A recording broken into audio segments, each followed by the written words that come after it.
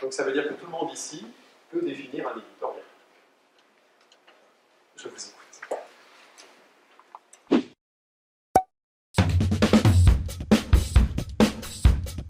Le cours de pratique de l'écrit, c'est un gros cours de première, c'est vraiment un cours essentiel en matière de langue française, et c'est un cours qui tourne autour de deux grandes compétences qu'on va essayer de développer, la grammaire et le lexique. Et c'est une expression qui a une origine très littéraire, puisqu'elle est tirée, telle qu'elle, d'un roman de Balzac, qui date de 1831 et qui s'intitule « La peau de chagrin ».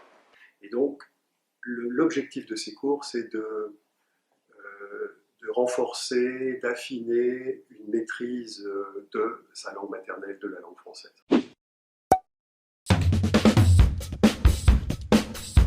On pourrait se demander pourquoi continuer à travailler la langue française.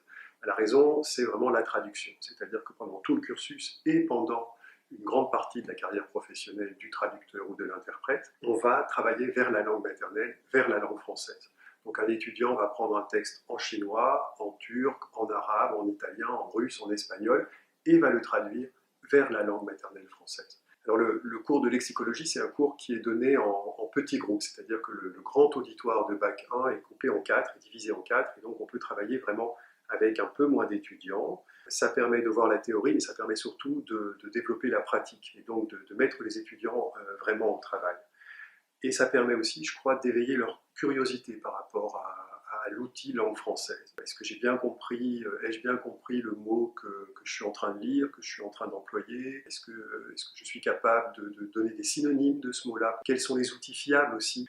Et je crois que si on arrive à travailler comme ça, on va développer une finesse dans la maîtrise de la langue française.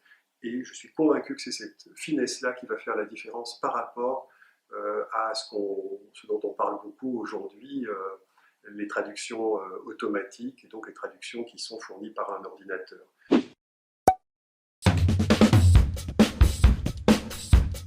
Développer une maîtrise fine de la grammaire, de la syntaxe et du lexique en matière de langue française.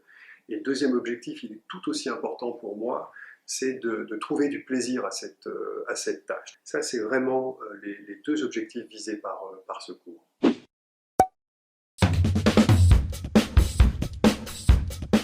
Je dirais que si vous avez une curiosité pour la langue française, si vous avez une curiosité pour les mots, quand je dis les mots, je pense à leurs racines, leur sens, leurs nuances, leurs combinaisons, si toutes ces matières-là vous plaisent, si vous avez envie de maîtriser mieux votre langue maternelle pour mieux traduire, je pense que vous serez heureux dans les cours de français qui vous seront proposés ici. Et en tout cas, nous, on sera très heureux de travailler avec vous.